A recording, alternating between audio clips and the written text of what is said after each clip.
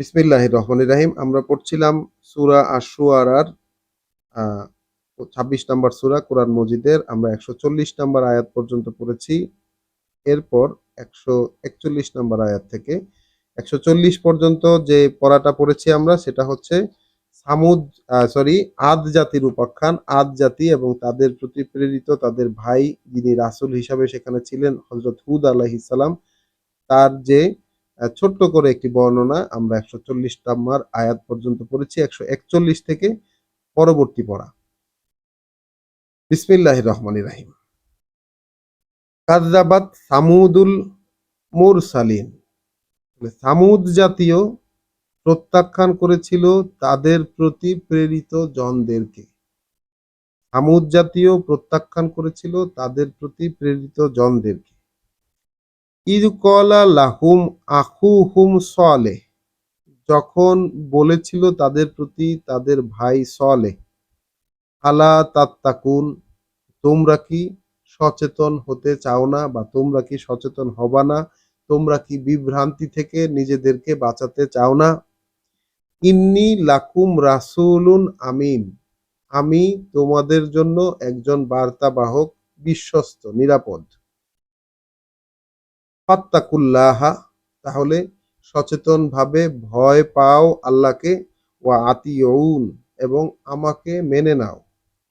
ওয়ামা আসআলুকুম আলাইহি মিন আজরিন, আর নই আমি চাচ্ছি তোমাদের কাছে এই ব্যাপারে কোনো প্রতিদান। তাহলে আমি এই ব্যাপারে, অর্থাৎ এই যে তোমাদেরকে বলছি, এই যে তোমাদেরকে সাবধান করার চেষ্টা করছি বা আল্লাহ সম্পর্কে তোমাদেরকে সচেতন করে তোলার চেষ্টা করছি, এই ব্যাপারে তোমাদের কাছে কোনো প্রতিদান চাই না। ইন আজরিয়া, তবে প্রতিদান যদি কিছু থেকেই থাকে, ইল্লা, সেটা শুধুমাত্র আলা রব্বিল আলামিন, শুধুমাত্র বিশ্বজগতের প্রতিপালকের উপরই ন্যস্ত। আতুতরাকুনা ফি মা হাহুনা আমিনিন, কি মনে হচ্ছে তোমাদের যে যা কিছু মধ্যে এখন তোমরা আছো সে জিনিসের মধ্যেই তোমাদেরকে নিশ্চিন্তে থাকতে দেয়া হবে? তাহলে সামুদ জাতির প্রতি তাদের ভাই রাসূল যিনি সলেহ, তিনি বলছেন আয়াত ১৪৬ সূরা শুআরা, আতুতরাকুনা, যে তোমাদেরকে কি থাকতে দেওয়া হবে ফি মা হাহুনা, যে অবস্থার মধ্যে আছো তোমরা এই মুহূর্তে, আমিনিন, এভাবেই নিরাপদে থাকবে তোমরা। ফি জান্নাতিন, এই বাগবাগিচার মধ্যে, ওয়া উয়ুন, এবং আহ, এই যে ঝর্ণা ধারা নদী প্রবাহ এর মধ্যে, ওয়া জুরউইন, এবং ক্ষেত খামার, ওয়া নাখলিন, এবং সেই খেজুর বাগান, তালউহা হাদিম, যেগুলো রসালো ছড়া বিশিষ্ট। প্রসঙ্গত উল্লেখ্য যে আমরা একটু আগে যেই উপাখ্যান পড়েছি আদ জাতির, তো সেই আদ জাতি যখন ধ্বংস হয়ে গেল, সেই জাতির যেই কয়জন রাসূল হুদের সাথে রক্ষা পেয়েছিলেন তাদেরই যেই পরবর্তী এস্টাবলিশমেন্ট, অর্থাৎ সেই লোকগুলো আস্তে আস্তে বাড়তে যখন একটি গোষ্ঠী যখন একটা চূড়ান্ত রূপ ধারণ করলো, তাদেরই সেই গোষ্ঠীটাই হচ্ছে এই সামুদ জাতি। তো তাদের যেই চূড়ান্ত অবস্থায়, সেই চূড়ান্ত অবস্থায় প্রেরিত রাসূল হচ্ছেন সলেহ আলাইহিস সালাম। তিনি বলছেন যে তোমাদের কি মনে হচ্ছে যে তোমাদেরকে এই অবস্থাতেই, যে অবস্থায় আছো তোমরা, এই অবস্থাতেই তোমাদেরকে নিরাপদে থাকতে দেয়া হবে? এই যে বাগ বাগিচা এবং এই যে ঝর্ণাধারা, এই যে ক্ষেত খামার, এই যে আহ, রসালো ছড়া বিশিষ্ট খেজুর বাগান, এগুলোর মধ্যে তোমাদেরকে নিরাপদে থাকতে দেয়া হবে? ওয়াতানহিতুনা মিনাল জিবালে বুয়ুতান, তোমরা তো পাহাড় খোদাই করে বানাচ্ছ, ফারহীন, পাহাড় খোদাই করে তোমাদের স্থাপনা বানাচ্ছ, ফারিহিন, এবং এগুলা নিয়ে তোমরা খুব গর্ব করো। তোমরা যে ইঞ্জিনিয়ারিং তাদের, যে পাহাড় খোদাই করে ঘরবাড়ি বা ইমারত নির্মাণ করা, এটা তো বিশাল একটা ইঞ্জিনিয়ারিং এর ব্যাপার। এবং রাসূল সলেহ বলছেন যে এই যে তোমরা পাহাড় খোদাই করে ইমারত নির্মাণ করছো এবং এতে তোমরা খুব অহংকার করছো, খুব বোস্টফুল, তোমরা একদম বুক ফুলাচ্ছ এটার জন্য। ফাত্তাকুল্লাহা, তাহলে এখন সচেতন ভাবে ভয় পেতে চেষ্টা করো আল্লাহকে, ওয়া আতিউন, এবং আমাকে মেনে নাও।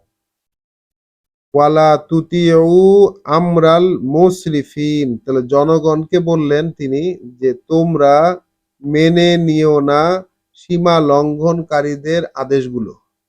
যারা সীমা লঙ্ঘন করে চলছে, সীমাকে ছাড়িয়ে যাচ্ছে যারা, তাদের আদেশ তোমরা মেনে নিও না। আল্লাযীনা ইউফসিদুনা ফিল আরদি, যারা এই জমিনে নানান ধরনের বিপর্যয় সৃষ্টি করেছে, বিশ্বাসে বিপর্যয় সৃষ্টি করেছে। ওয়ালা ইউসলিহুন, এবং তারা মোটেই সংশোধন করতে চায় না। তো যারা বিশ্বাসে বিপর্যয় সৃষ্টি করেছে এই জমিনে এবং যারা সংশোধন করতে চায় না, তোমরা সেই সীমা লঙ্ঘনকারীদের আদেশ আর মেনে নিও না। জনগণের উদ্দেশ্যে তিনি বললেন। কলু, তারা জবাব দিল, ইন্নামা আন্তা মিনাল মুসাহহারিন, তুমি নিছক একজন, আর কিছুই নও, তুমি একজন জাদুগ্রস্ত ব্যক্তি, একজন আসরগ্রস্ত ব্যক্তি। তা আমরা যেমন বিভিন্ন লোককে ঠাট্টা করে বলি যে আসরগ্রস্ত ব্যক্তি, তো জাতির লোকেরা জবাব দিল যে তুমি কেবলমাত্র একজন আসরগ্রস্ত জাদুগ্রস্ত ব্যক্তি। মা আন্তা, নও তুমি, ইল্লা বাশারুন মিসলুনা, শুধুমাত্রই একজন সাধারণ মানুষ আমাদের মতোই। তাহলে নও তুমি শুধুমাত্রই একজন সাধারণ মানুষ আমাদের মতোই। ফাতি বে আয়াতিন, তাহলে নিয়ে আসো, উপস্থিত করো কোনো অলৌকিক নিদর্শন, কোনো চিহ্ন প্রমাণ। তুমি যে এইসব কথা বলছো এর কোনো প্রমাণ নিয়ে আসো। ফাআতু বে আয়াতিন, তাহলে প্রমাণ নিয়ে আসো। ইন কুনতা মিনাস সাদিকিন, যদি তুমি সত্যবাদীদের মধ্যে অন্তর্ভুক্ত হয়ে থাকো। কলা, সলেহ বললেন, হাদিহি নাকাতুন, এই হচ্ছে একটি উটনী, লাহা শিরবুন, এটার জন্য রয়েছে পানি পান করার, ওয়ালাকুম শিরবু ইয়াউমিন মালুম, এবং তোমাদের জন্য পানি পান করার রয়েছে দিন যেটা জানা। অর্থাৎ বিষয়টি হয়ে গেল এমন যে একটি উটনী উপস্থাপন করলেন তিনি, যে উটনীটি একদিন সম্পূর্ণ পানি খাবে আর অন্য দিনে বাকি লোকেরা পানি খাবে। অর্থাৎ পানিটার একটা বন্টন করে দিলেন। একটা, যেহেতু তারা একটা আয়াত বা একটা অলৌকিক নিদর্শন দেখতে চাইলেন, সাথে সাথে আল্লাহ তাকে একটা উটনী নিদর্শন স্বরূপ পাঠালেন, যে সে এই হচ্ছে উটনী, একদিন এর পানি পান করার জন্য নির্দিষ্ট এবং একদিন তোমাদের সকলের পানির জন্য নির্দিষ্ট।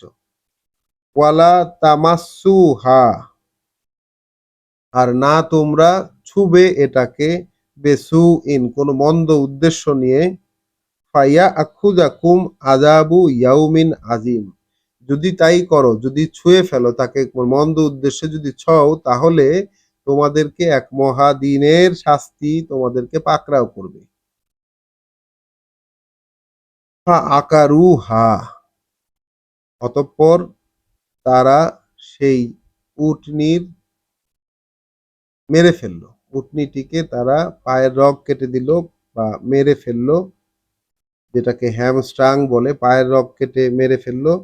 ফা আসবাহু নাদিমিন, এবং পরবর্তী সকালেই তারা অনুতপ্ত হলো, এটার জন্য অনুতপ্ত হওয়ার মতো পরিস্থিতি হলো।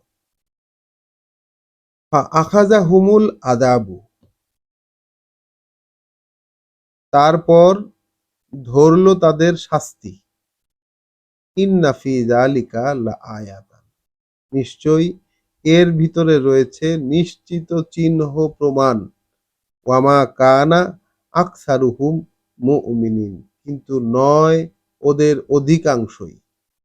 ওদের অধিকাংশই বিশ্বাসী হয়ে উঠতে পারে না। অর্থাৎ এই যে এর ভিতরে যে আয়াত আছে, যাদেরকেই এই কথাগুলো বলা হয়, তারা তাদের অধিকাংশই এই কথাগুলোকে স্বীকার করে বিশ্বাস করতে পারে না। ওয়া ইন্না রব্বাকা লাহুয়াল আজিজুর রহিম। এবার এটাও নিশ্চিত যে তোমার প্রভু তিনি হচ্ছেন শক্তিমান, দয়াময়। এখন এই যে আমরা একই রকম আদ জাতির পরবর্তীতে সামুদ জাতির উপাখ্যান পড়লাম। আদ জাতির ক্ষেত্রে আমরা কিন্তু দেখেছিলাম যে তারা এই উঁচু স্থানে স্মৃতিস্তম্ভ নির্মাণ করছিল। তারা তাদের তৈরি অবকাঠামোগুলোকে আহ, মানে স্থায়িত্বের একটা হাতিয়ার রূপে দেখছিল এবং তারা ছিল স্বৈরাচারী। আমুদ জাতির ক্ষেত্রে দেখা গেল কি যে তারা ছিল নিশ্চিন্ত। তারা যে সভ্যতা, তাদের সেইখানে যে ইঞ্জিনিয়ারিং ছিল, তাদের যে নিজস্ব যেই ক্ষমতা ছিল, সেই ক্ষমতা নিয়ে তারা খুব নিশ্চিন্ত ছিল। পৃথিবীর বিভিন্ন উন্নত দেশ যেমন তাদের এস্টাবলিশমেন্ট নিয়ে মোটামুটি নিশ্চিন্তে থাকে যে তাদের কখনো ধ্বংস হবে না, তাদের কখনো শাস্তি পেতে হবে না, তাদের এই সভ্যতা কখনো নষ্ট হবে না, তাদের যে জীবনযাত্রা সেই জীবনযাত্রার মান কখনো কমবে না। এই যে একটি ধ্যান ধারণা, একটি সভ্যতা যখন তার শিখরে চড়ে, জ্ঞান বিজ্ঞানের যখন উন্নতি হয়, যখন যেমনটা আমাদের এখন রয়েছে, এই বিষয়টি যখন ঘটে তখন তাদের মধ্যে একটা নিরাপদ নিরাপদ একটা ভাব চলে আসে। তো তাদের মধ্যেও সেটা চলে আসছিল। প্রথম কথাতেই দেখা যাচ্ছে যে তোমাদের কি মনে হচ্ছে যে এই অবস্থার মধ্যেই তোমাদেরকে নিরাপদে থাকতে দেওয়া হবে? কারণ তোমরা যে পাহাড় খোদাই করে তোমাদের ঘর বাড়ি বানাচ্ছ, তাহলে পাহাড় খোদাই করে ঘরবাড়ি বানানো এটা একটা মহা ইঞ্জিনিয়ারিং এর ব্যাপার। এবং সেই সময় সেই ইঞ্জিনিয়ারিংটা ছিল তাদের মধ্যে। আল্লাহ তাদেরকে জ্ঞান বিজ্ঞানের ওই সময়ের হিসাবে চূড়ান্ত উন্নতি দিয়েছিলেন। তো সেই যে উন্নতি ছিল এবং এই উন্নতি নিয়ে তারা ছিল খুবই গর্বিত। মানে তাদের যেই প্রযুক্তি, সেই প্রযুক্তি নিয়ে তারা খুবই গর্বিত ছিল। এবং সেখানে গিয়ে সলেহ, হজরত সলেহ আলাইহিস সালাম তিনি বলছেন যে তোমরা আল্লাহকে ভয় পাও, আল্লাহকে ভয় পাও, আল্লাহর কীর্তি সম্পর্কে সচেতন হতে চেষ্টা করো এবং আমাকে মেনে নাও, আমি যা বলি এটা মেনে নাও। কি বললেন তিনি? যে জনগণের উদ্দেশ্যে বললেন কি? জনগণের উদ্দেশ্যে যে কথাটি বললেন যে যারা সীমা লঙ্ঘন করছে তাদের কথা তোমরা মেনে নিও না, তারা বিশ্বাসে বিপর্যয়। অর্থাৎ যে বিষয়টা বিশ্বাস করার কথা, কারণ কি কারণে আদ জাতি ধ্বংস হয়ে গিয়েছিল এই ইতিহাস তখনও তাদের মধ্যে বর্তমান ছিল, যে কোন কোন দোষে পড়ে আদ জাতিটা ধ্বংস হয়ে গেল। সেখান থেকেই কিন্তু সামুদ জাতির তৈরি। তো তাদের মধ্যে এই ইতিহাস ছিল যে কেন ধ্বংস হয়ে গেল, ধ্বংস হয়ে গিয়েছিল তারা। তো এখন তাদেরকে বলছেন হজরত সালেহ যে তোমরা যারা সীমা লঙ্ঘন করে, আল্লাহকে যারা গণ্য করছে না, হ্যাঁ, আল্লাহর অথরিটি যারা স্বীকার করছে না, তাদেরকে এই বিশ্বাসে যারা বিপর্যয় সৃষ্টি করেছে তাদেরকে তোমরা মেনে নিও না। এবং তারা তো আসলে লা ইউসলিহুন, তারা চায় না যে ঠিকঠাক হোক সবকিছু, বিশ্বাসের জায়গাটা যে ঠিক হোক, সংশোধন হোক, সংস্কার হোক, এই সংস্কারটা তারা চায় না। তখন জাতির লোকেরা জবাব দিয়েছে কি এটাও দেখার মতো। তারা বলেছে যে তুমি তো আমাদের মতোই একজন সাধারণ মানুষ, তুমি একজন জাদুগ্রস্ত ব্যক্তি, আসরগ্রস্ত ব্যক্তি, তুমি আমাদের মতোই একজন সাধারণ মানুষ। যদি তোমার এই তোমার দাবি যদি সত্য হয়ে থাকে তাহলে একটা প্রমাণ এনে দেখাও।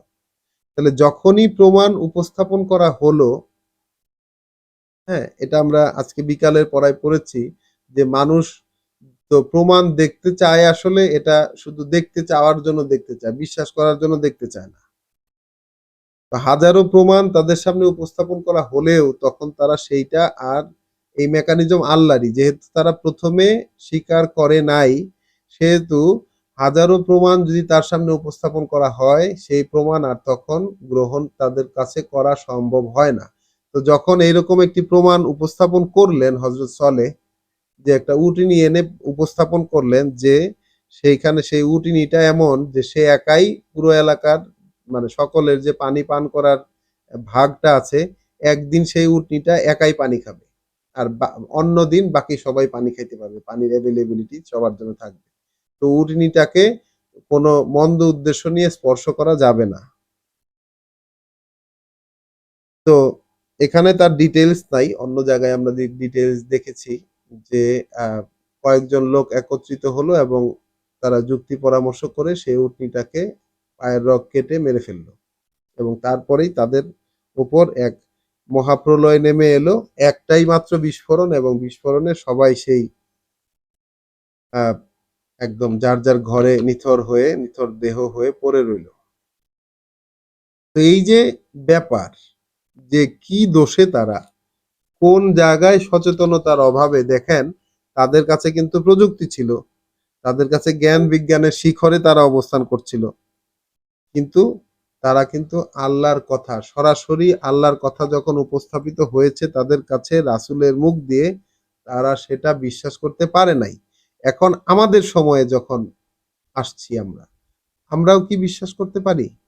একই দোষে আমরাও তো দুষ্ট। একই দোষে আমরাও তো দুষ্ট। আমরাও তো আমাদের জীবনে সব নিরাপদ মনে করি। যে অবস্থায় আমরা আছি আরো ভালো অবস্থায় থাকার চেষ্টা করি। উত্তরোত্তর উন্নতি করতে চাই এবং যে জ্ঞান বিজ্ঞানের যে সুযোগ সুবিধার মধ্যে আছি আমরা, এটা নিয়ে আমাদের মোটামুটি আমরা গর্বও করি। হ্যাঁ, এবং সবচেয়ে বড় কথা হচ্ছে যে কর্তৃপক্ষরা সীমা লঙ্ঘন করে চলেছে যে কর্তৃপক্ষরা সীমা লঙ্ঘন করে চলেছে তাদের আদেশেই আমরা মেনে চলি। তারাই আমাদেরকে চালায়। এই পৃথিবীটা চালাচ্ছেও তারা। তাহলে একই দোষে আমরা দুষ্ট। আমরা দেখলাম যে হযরত হুদ আলাইহিস সালামের যে জাতি আদ, তাদের যে দোষ ছিল সেই দোষেও আমরা সবাই দুষ্ট। এখানে এসে দেখলাম যে ছামূদ জাতির যে দোষ, সেই দোষেও আমরা বর্তমান সময়ের মানুষেরা সেই দোষেও আমরা দুষ্ট। তবুও কি আমাদের ভয় পাওয়ার কোনো অবকাশ হবে না? যে আমরাও একইভাবে ধ্বংস হয়ে যেতে পারি? এই কারণেই আল্লাহ বলেছেন যে ওদের অধিকাংশই মানুষের অধিকাংশ এখানে নিশ্চিতভাবে প্রমাণ চিহ্ন থাকা সত্ত্বেও মানুষ বিশ্বাস করতে পারে না, করে না মানুষ বিশ্বাস। তো আলহামদুলিল্লাহ আরেকটি উপাখ্যান আমরা পড়লাম। ছোট্ট একটি বিরতি নিব এখানে।